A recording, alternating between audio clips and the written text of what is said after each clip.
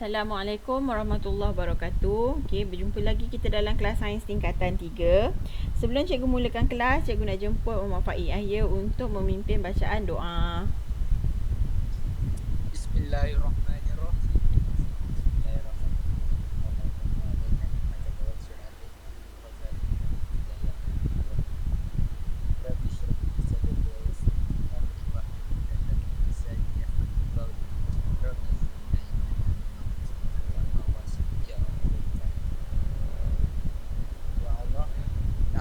Amin ya rabbal alamin. Dah lupa maksud dah. Okey, amin ya rabbal alamin. Terima kasih Faiz. Okey. Baiklah, untuk hari ini kita akan sambung pembelajaran kita yang lepas. Okey, yang hari tu kita dah tengok berkenaan dengan fenomena apa yang berlaku dekat matahari. Okey, berkenaan dengan magnetosfera. Okey. So kita dah tahu benda tu. So sekarang ni untuk hari ini kita akan tengok cuaca dekat angkasa. Okey, sebut cuaca. Kamu rasa cuaca sekarang macam mana? Cuaca sekarang macam mana kat tempat kamu? Panas cikgu. Panas. Okey, cuaca dekat bumi dia ada panas. Cikgu nak tanyalah, rumah siapa tak ada air sekarang? Rumah saya cikgu. Tak mandilah ni Faik. Mandilah cikgu. Mandi. Rumah siapa lagi yang terjejas tak ada air? Yati, KL tak ada kan? Ada lagi kat rumah saya. Ada lagi. Atira duduk mana Atira Serdang ke? Kelang. Kelang tak ada juga Tak ada. Siapa lagi? Orang Sungai Merap macam orang Sungai Merap macam Zanah dengan Putri, cikgu tak risau sebabnya Sungai Merap ni dia jarang tak ada air. Walaupun Sepang Teruk dilanda tak ada air, tapi orang Sungai Merap sentiasa ada air, betul? Orang Sungai Merap. Betul. So, kalau rumah korang tak ada air, pergi cari orang Sungai Merap. Okey. So, sekarang ni musim panas. Dah lah panas, tak ada air pula tu. So, itu adalah cuaca dekat bumi. So, kita tengok apakah cuaca-cuaca lain yang ada dekat bumi. Okey. Nampak cuaca apa tu? Nampak tak? Nampak? Apa? Nampak. Bersalji. Ni tak adalah kat Malaysia. Okey. Cuaca dalam keadaan yang mempunyai salji turun. Ni tak ada kat Malaysia, kita tak ada salji. Kedua, hari hujan. So, hujan juga merupakan salah satu cuaca dekat bumi. Seterusnya, ribut. Ini pun cuaca lah dekat bumi. Okey, mendung. Okey, kalau tak pun panas terik. Sekarang cuaca kita panas terik lah. Okay. Tak bergerak pula gambar ni hari ni. Kurang hasam dia. Okay. So, ini cuaca-cuaca yang dekat bumi. Jadi, macam mana pula cuaca dekat angkasa lepas? Okay. Macam mana pula cuaca dekat angkasa lepas? Rasa-rasa angkasa lepas ada hujan ke? Macam kita? Tak ada. Okay. So, cuaca di angkasa lepas ditakrifkan sebagai sebarang fenomena yang berlaku di permukaan matahari dan juga angkasa lepas, iaitu ruang antara bumi dengan matahari. Okey, jadi apa sahaja fenomena yang berlaku dekat permukaan matahari ataupun ruang antara angkasa lepas, ruang antara matahari dengan bumi, so itu adalah cuaca angkasa lepas. Apa sahaja fenomena yang berlaku. Jadi kalau kita tengok pembelajaran kita minggu lepas, fenomena yang berlaku dekat permukaan matahari adalah seperti nyala suria, semarak suria ataupun prominence, tumpuk matahari, lentingan jisim korona. So, ini adalah fenomena-fenomena yang berlaku dekat permukaan matahari. Jadi, fenomena inilah yang menjadi cuaca dekat angkasa lepas. Jadi, kalau ahli astronomi dia buat kajian, ahli kaji cuaca angkasa lepas lah dia buat kajian, apa cuaca angkasa lepas sekarang? Telah berlaku, paling recent berlaku lentingan jisim korona. Ada. Paling latest berlaku lentingan jisim korona adalah pada 9 Oktober yang lepas. Okey. Dan juga fenomena yang berlaku dekat angkasa lepas. Angkasa lepas kat sini dia rujuk ruang antara matahari. Ruang antara matahari dengan bumi. Okey. So apa sahaja fenomena yang berlaku dekat ruang antara matahari dengan bumi tu, itu adalah cuaca angkasa lepas. Contohnya angin suria, kamu dah belajar, ataupun ribut suria. Kita ada angin suria, ribut suria, dan juga ribut geomagnet. Sebenarnya angin suria, ribut geomagnet ni adik-beradik. Dia saling berkait. Datang satu, datanglah yang lain. Kalau ada ribut geomagnet tu, maksudnya adalah ribut suria. Kalau ada angin suria tu, maka ribut geomagnet akan berlaku. Okey, jadi cuaca-cuaca angkasa lepas ni, apa yang berlaku dekat angkasa lepas sebenarnya memberi kesan kepada kita. Okey, kita dekat bumi ni. Right. So kita tengok dulu apa cuaca-cuaca dekat angkasa lepas. Okey. Ni kamu dah tahulah kan, ada fenomena tumpuk matahari, lentingan jisim korona. Okey, so lentingan ada nyala suria, ada prominent. Jadi bila ada lentingan jisim korona, nyala suria dan prominent, dia akan menyebabkan terjadinya angin suria macam cikgu terangkan pada minggu lepas.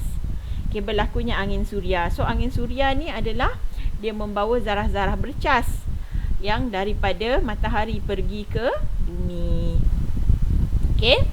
So ini slide angin suria lah. Ni dia menunjukkan angin suria daripada matahari. Okey, dia adalah tiupan plasma laju daripada korona. Sekali lagi cikgu ulang, plasma adalah plasma ini adalah gas yang bercas. Dia ada cas positif negatif. Maksudnya dia adalah gas-gas yang mengayon.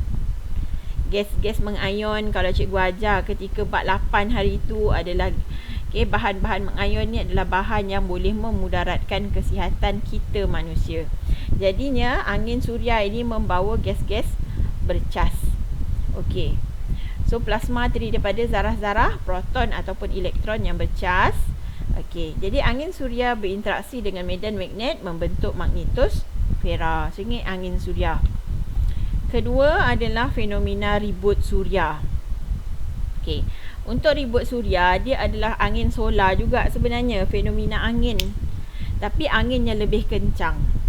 Okey, fenomena angin solar tapi yang lebih kencang, angin suria yang lebih kencang.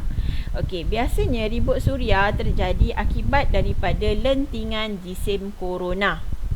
Okey, terjadi akibat daripada lentingan jisim korona. Lentingan jisim korona menghasilkan suatu plasma yang sangat besar, menyebabkan dia bertiup. Plasma tu akan bergerak daripada matahari dan ke planet di sekitar matahari. Okey. Biasanya lentingan jisim biasanya ribut suria ni dia banyak berlaku ketika kita suria berada dalam keadaan puncak. Okey. So kelas lepas cikgu ada cerita berkenaan kita suria. So kita suria dia adalah cycle 11 tahun. Dalam 11 tahun tu ada masanya kita suria ni dia maksimum. Ada kita suria ni minimum. Okey, pada kita suria yang maksimum, waktu ni tumpuk matahari jadi besar dan terhasilnya lentingan jisim korona menyebabkan berlakunya ribut suria. Jadi ribut suria biasanya berlaku ketika puncak kita suria. Okey, jadi sekarang ni sebenarnya kita sedang menghampiri tahun kita, tahun 2021 ni kita sedang menghampiri puncak kita suria. Jadi ribut suria yang terkini paling baru berlaku adalah pada 11 Oktober. Hari ni pada bulan 14 kan hari ni kan?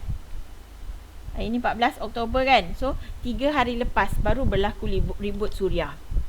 Okey. So NASA bagi tahu 11 hari bulan itu berlaku ribut suria dan ribut suria kali ni berlaku sangat besar. Okey. Mula-mula NASA dia kesan berlakunya lentingan jisim korona dekat matahari pada 9 Oktober. So 9 Oktober berlaku lentingan jisim korona daripada matahari. 11 Oktober lentingan jisim korona tu hentam bumi. Okey, lentingan jisim korona tu menghasilkan ribut suria dan ribut suria tu sampai dekat bumi pada 11 Oktober. Okey, ini adalah satu keratan berita yang cikgu dapatkan daripada internet lah. Okay, solar storm hits Earth, bringing northern light to New York. So dekat sini dia kata ribut solar menghentam bumi menyebabkan northern light. Northern light ni aurora lah. Menyebabkan fenomena aurora berlaku sampai New York. Okay, so kali ni dia kata a solar storm hit Earth brought with spectacular light visible as far as New York. Okay, dia terhasil daripada coronal mass ejection, yang ini adalah lentingan jisim korona. Berlakunya lentingan jisim korona dekat matahari menyebabkan berlakunya ribut solar. So lentingan jisim korona berlaku 9 hari bulan 10. 11 hari bulan 10 ribut sampai dekat bumi. Okey. Okey, kalau nak tahu, okay, kan cikgu kata lentingan jisim korona ni dia akan menyebabkan terhasilnya aurora. So aurora ni biasanya kita boleh nampak dekat negara yang berada pada hemisfera utara dan selatan sahaja. So biasanya dia boleh nampak dekat kawasan yang cikgu tandakan merah ni, petak merah. Dekat Greenland, yang boleh nampak dekat Greenland, dekat utara Kanada kat sini, kemudian dekat Iceland, dekat Norway. Okey, ini tempat yang boleh kita tengok aurora. Dan juga kalau dekat hemisfera selatan, kita boleh nampak dia dekat New Zealand. Bawah ni, bawah kanan ni, okey, kita ada New Zealand dekat sini. Okey, New Zealand dan juga Tasmania. Okey, kat situ. Tapi nak katanya lentingan jisim korona yang berlaku pada 3 hari lepas, ribut suria yang berlaku 3 hari lepas tu sangat kuat, menyebabkan aurora tu boleh sampai dekat New York. New York yang cikgu bulatkan dengan purple ni. Ini New York. Kalau kita tengok kawasan New York ni jauh daripada kawasan aurora biasa. So menunjukkan bahawa ribut suria yang berlaku pada baru-baru ni dia sangat kuat sehingga menyebabkan aurora boleh nampak di bahagian New York. New York ni dia terletak ke arah selatan, jauh daripada kawasan yang sepatutnya boleh lihat aurora. Okey. Okey, seterusnya ada soalan berkenaan dengan ribut suria, ribut solar, ribut suria. Tak kisahlah mana-mana. Ada soalan? Tak ada. So ribut suria ni dia bukanlah ribut bertiup macam angin macam kita ni, tapi ribut dia membawa plasma. Dia masalah dia benda daripada matahari ni dia bawa plasma. Plasma ni adalah gas-gas yang bercas. Itu yang tak elok. Seterusnya ribut geomagnet. Ribut geomagnet ni adalah terhasil daripada angin suria dan juga ribut suria. Okey. Sama juga ribut geomagnet ni dia membawa zarah bercas yang menyebabkan lapisan magnetosfera terbuka lapisan demi lapisan. Kalau kamu nampak dekat rajah ni, magnetosfera ni nampak dia ada satu lapisan, dia ada lapisan-lapisan lain ni. Okey. Dia ada lapisan-lapisan macam ni. Okey. Jadi bila adanya zarah bercas ni, dia menghentam ribut geomagnet ni hentam, lapisan demi lapisan ni akan terkupas. Macam mana bawang terkupas. Macam mana kamu tengok kulit bawang terkupas, so lapisan-lapisan ni dia akan terkupas lapisan demi lapisan. Jadi bila lapisan-lapisan ni terkupas, okey, zarah-zarah ni tadi boleh masuk ke dalam atmosfera. Zarah-zarah ni dia akan masuk dekat atmosfera dekat bahagian utara. Ni hemisfera utara dan juga hemisfera selatan dan menghasilkan aurora lah. Okey. So apabila berlakunya geomagnet, medan magnet bumi akan berkurang dalam tempoh 6 hingga 12 jam. Tapi okey, lepas daripada 6 ke 12 jam tu, medan magnet bumi akan pulih seperti sedia kala. Okey. So ini adalah rajah. Kalau kamu tengok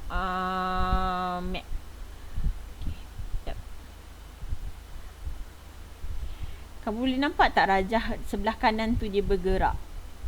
Nampak tak? Okey. So yang bergerak macam ada api ni, ini adalah ribut geomagnet. Kalau kamu perasan, ribut geomagnet ni menyebabkan lapisan magnetosfera ni dia terbelah. Terbuka. Kuatnya macam tu, dia menyebabkan lapisan magnetosfera ni terbuka lapisan demi lapisan dan menyebabkan dia masuk cahaya ni, menyebabkan plasma ni dia masuk ke arah kutub utara dan kutub selatan bumi. Dia macam tu. Okay, ni aku. So kalau kita kat Malaysia, jangan beranganlah nak tengok aurora. Kita memang tak nampak. Kalau nak tengok aurora, kumpul duit, nanti melancong pergi Greenland ke, pergi Norway, dekat situ boleh tengok aurora. Okay. Alright, apakah kesan cuaca angkasa lepas ni? So kesan ribut geomagnet, kesan ribut geomagnet, kesan ribut suria, kesan angin suria kepada kita dekat bumi. Pertama adalah aurora. Okey, pertama adalah terhasilnya aurora. Yes, yang ini adalah rajah aurora. Aurora ni dicantik sebenarnya. Aurora juga dikenali sebagai northern light. Northern light ni cahaya utara. Macam itulah kalau kita tukar dalam bahasa Melayu dia. Okey, dia memang cantik. Biasanya dia warna hijau biru. Kadang-kadang kalau ribut suria tu kuat, dia boleh menghasilkan sampai warna purple. Okey. Jadi cuaca angkasa lepas membawa zarah bercas, iaitu elektron dan juga proton. Jadinya zarah-zarah ini bila dia masuk dalam atmosfera ada gas. Jadi zarah-zarah ini sebab dia bercas, maka dia akan menyebabkan udara yang berada dekat dalam atmosfera ni pun bercas juga. Tu yang dia kata, zarah-zarah ini akan mengayonkan udara. Mengayonkan udara ni maksudnya dia menyebabkan udara tu menjadi bercas. Jadi bila udara ni menjadi bercas, sebabnya dekat dalam udara kita macam-macam jenis udara. So bila dia bercas, maka dia akan menghasilkan cahaya berwarna. Okay, so dia biasanya boleh nampak hanya dekat hemisfera utara dan juga hemisfera selatan. Kita duduk dekat kawasan khatulistiwa memang takkan nampak. Nak tengok gambar je lah. Okay, ni kesan pertama, aurora. So aurora daripada segi ekonominya lah, daripada segi ekonominya dia boleh menjanam ekonomi bagi negara-negara yang boleh nampak aurora ni, sebabnya dia boleh menarik pelancong. Okay. So kesan yang kedua adalah gangguan sistem navigasi. Sistem navigasi tu apa? Sistem GPS. Biasa kita nak pergi mana-mana, kita akan gunakan GPS untuk menentukan arah kan. Okay. Jadinya fenomena cuaca angkasa lepas ni dia boleh mengganggu sistem navigasi, sistem penunjuk arah. Okay. So ribut geomagnet mengganggu operasi satelit orbit rendah bumi. So dekat angkasa lepas kita ada satelit. Ini satelit. Okay, kita ada satu satelit namanya satelit navigasi.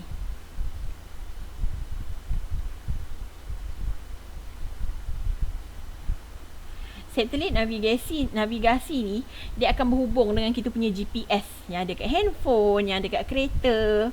Jadi kalau kita nak tahu GPS, kita akan berhubung dengan satelit ni. Okay, tapi bila berlaku ribut geomagnet, okay, operasi satelit ni dia akan terganggu. Okay, ni menyebabkan satelit ni akan menghasilkan maklumat yang kurang jitu dan sistem navigasi terganggu. So bila kita nak guna Waze contohnya, okay, Haziq nak Waze nak pergi rumah Faik, lama tak jalan, dah boleh merentas sekarang. Haziq kata, lama tak jumpa Faik, aku rindu pula kat Faik ni. So Faik pun bagi location dekat Haziq. Haziq pun nak pergi rumah Faik. Tapi bila dia guna Waze, dia tengok kenapa Waze ni macam pening, Waze ni berantu.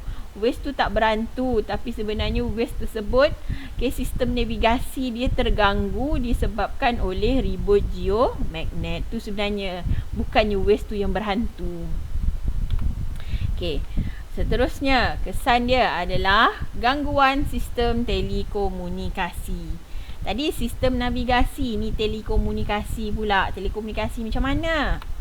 Okey, ribut geomagnet dia boleh mengganggu lapisan yang kita panggil sebagai lapisan ionosfera. Okey. Kalau kamu ingat lah, Form 1 dulu belajar, okey, atmosfera terbahagi kepada beberapa lapisan. Salah satu lapisan dia adalah lapisan ionosfera. So, ionosfera ni salah satu lapisan dekat atmosfera. So, lapisan ionosfera ni berfungsi untuk memantulkan isyarat. Okey. Isyarat radio berfrekuensi tinggi. Okey. Jadinya, bila ribut geomagnet ni ganggu lapisan ionosfera, lapisan ionosfera tak boleh pantulkan semula isyarat radio frekuensi ke bumi. Okey. Fahmi? Sihat? Ya, cikgu. Sihat? Ya, cikgu. Alhamdulillah. Oh, ke mana ni? Cari air ke? Ada air tak kat rumah? Ada, cikgu. Ada. Lepas tu? Okey. Contohnya lah, kamu nak telefon orang. Nak telefon orang ataupun nak dengar radio. So, bila kita nak dengar radio, kalau kita nak dengar radio kan, okey, kamu duduk buat kerja. So, dekat stesen radio, dia ada stesen pemancar. Stesen pemancar ni, dia akan pancarkan isyarat dekat lapisan ionosfera ni. Dia akan hantar isyarat dekat lapisan ionosfera, dan isyarat dekat lapisan ionosfera ni dia akan dipantulkan pergi dekat penerima ni lah. Kita lah kan penerima ni.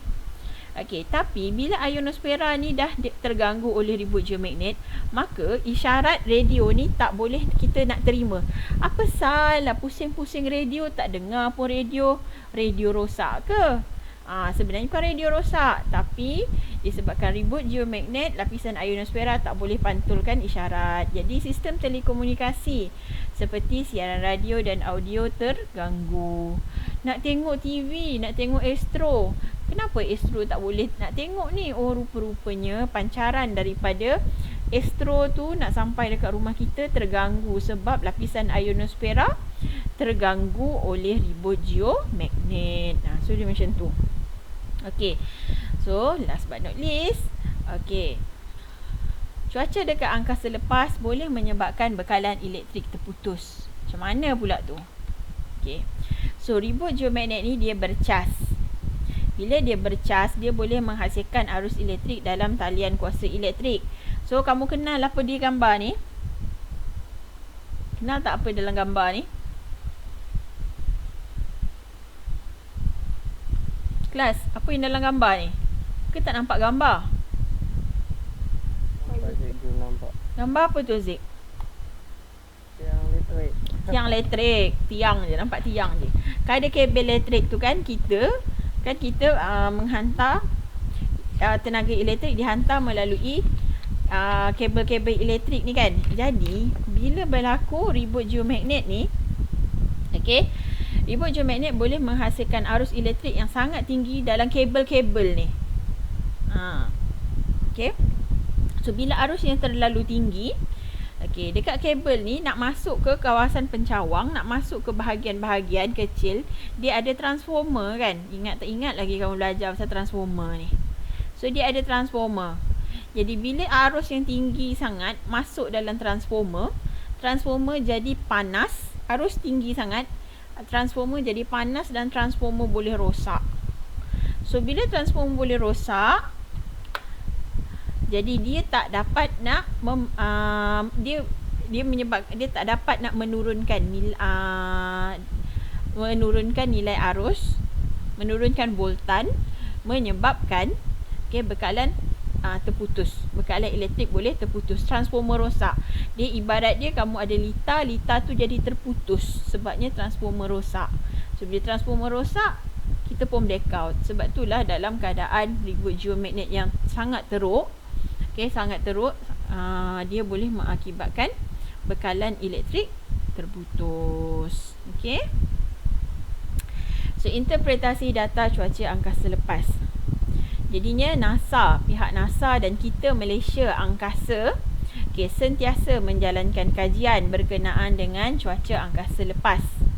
So data-data dalam cuaca angkasa lepas akan digunakan atau dianalisis untuk meramal bila berlakunya lentingan jisim korona dekat matahari. So dia nak ramal. So kita ada kita hantar satelit, kita hantar teleskop dekat angkasa lepas untuk memerhati fenomena-fenomena yang berlaku dekat angkasa lepas. Okey, supaya kita boleh ramal bila lentingan jisim korona yang seterusnya. Keduanya, untuk menentukan sebab berlakunya nyala suria dan lentingan jisim korona di permukaan matahari. So sebenarnya sains ni adalah suatu bidang yang sentiasa berkembang. Okay, sebenarnya banyak lagi berkenaan dengan dunia, banyak lagi bukti-bukti keesaan Allah yang berlaku dekat sekeliling kita yang saintis belum habis kaji. Jadi dia nak tengok dekat angkasa lepas tu, dia nak tengok apa benda yang jadi dan kenapa dia boleh terjadi. Okay, so itu yang dia guna, itu yang mereka menjalankan kajian dekat angkasa lepas. Okay, so sebenarnya banyak je lagi dekat bumi kita ni. Dekat bumi kita ni pun banyak je lagi benda yang kita tak ketahui. Tapi ialah saintis dia sentiasa mengkaji. So yang mengkaji astronomi dia akan kaji angkasa lepas. Yang mengkaji berkenaan dengan laut dia akan tengok pasal laut. Okey. Dan itu sahaja untuk bab 9. Tamat.